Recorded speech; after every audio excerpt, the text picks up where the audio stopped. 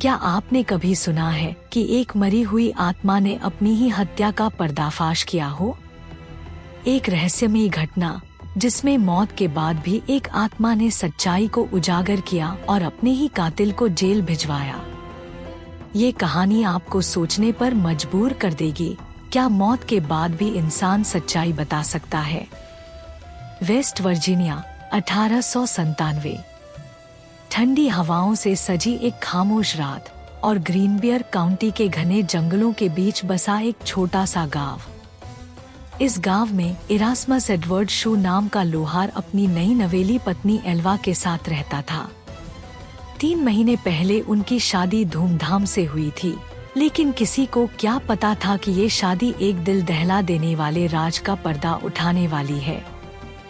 जनवरी की एक ठिठुरती रात एडवर्ड ने अपने पड़ोसी के छोटे लड़के को अपने घर भेजा। वह देखना चाहता था कि उसकी पत्नी एल्वा को कुछ चाहिए तो नहीं। लेकिन जब लड़का उस घर के दरवाजे पर पहुंचा, तो जो उसने देखा वह किसी डरावने सपने से कम नहीं था। सीढ़ियों के नीचे एल्वा का शरीर अजीब ढंग से पड़ा हुआ था। लड़के के हाथ पैर ठंडे हो गए और दिल की धड़कन तेज।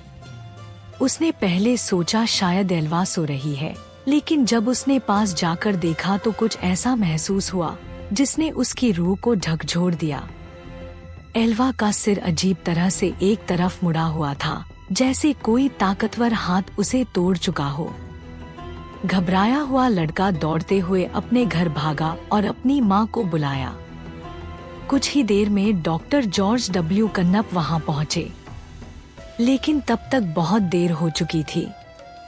एडवर्ड पहले ही वहाँ पहुँच चुका था और उसने अपनी पत्नी के शरीर को नहलाकर ऊंचा कॉलर वाला कपड़ा पहनाकर बिस्तर पर लिटा दिया था। किसी को उसके पास जाने की इजाजत नहीं थी, जैसे वह कुछ छिपाने की कोशिश कर रहा हो। डॉक्टर ने सिर्फ ऊपर से देखकर एल्वा की मौत को अचानक बेहोशी करार दिया और इस मामले को वहीं खत्म कर दिया गया। पर क्या मौत इतनी आसानी से किसी को बख्शती है? शायद नहीं। और यही सोच एल्वा की माँ मैरी जेन हीस्टर को सोने नहीं दे रही थी। फिर आया वो खौफनाक मोड़ जो किसी की भी रीढ़ की हड्डी में सहरन पैदा कर दे। मैरी जेन को हमेशा से शक था कि एडवर्ड ही उसकी बेटी का कातिल है, लेकिन उसके पास कोई सबूत नहीं था। और तभी अंधेरी रातों के बीच कुछ ऐसा हुआ जिसने इस केस को एक अलग दिशा में मोड़ दिया। मैरी जेन ने अपनी बेटी की आत्मा से बात करने का फैसला किया। उसने कई रातों तक विशेष प्रार्थनाएं की और फिर एक रात उसकी प्रार्थनाएं सुन ली गईं। एल्वा की आत्मा उसकी माँ के सपने में आई, लेकिन ये कोई साधारण सपना नहीं था। ये एक खौफनाक और ठंड से भरी हुई सच्चाई थी। आत्मा ने अपनी माँ से बात की। 4 रातों तक लगातार एल्वा की आत्मा अपनी कहानी बताने आई। उसने अपनी माँ को बताया कि एडवर्ड ने उस रात उसे इसलिए मारा क्योंकि उसने खाने में मीट नहीं बनाया था। फिर एल्वा की आत्मा ने वो खौफनाक दृश्य दिखाया। उसने अपना सिर पूरी तरह से पीछे घुमा दिया, जैसे वो बता रही हो कि कैसे उसकी गर्दन तोड़ी गई थी। क्या आप सोच सकते हैं कि एक मरी हुई आत्मा अपने कातिल का राज खोल रही है? मैरी जेन ने बिना वक्त गवाए यह सब जाकर पब्लिक प्रोसिक्यूटर जॉन प्रेस्टन को बताया। पहले तो किसी ने उसे गंभीरता से नहीं लिया, लेकिन जब उसने पूरी कहानी सुनाई तो जांच शुरू हुई।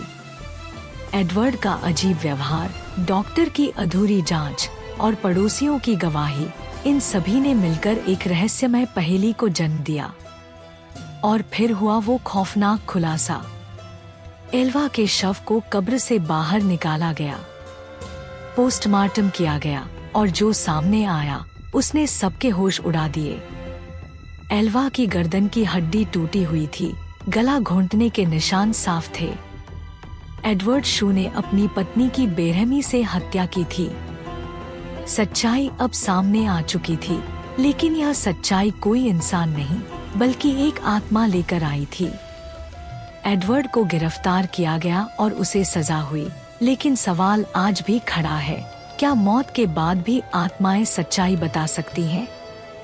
ये कहानी यहीं खत्म नहीं होती, क्योंकि सच्चाई कभी दफन नहीं होती, चाहे वो जिंदा इंसान बताए या मरी हुई आत्मा।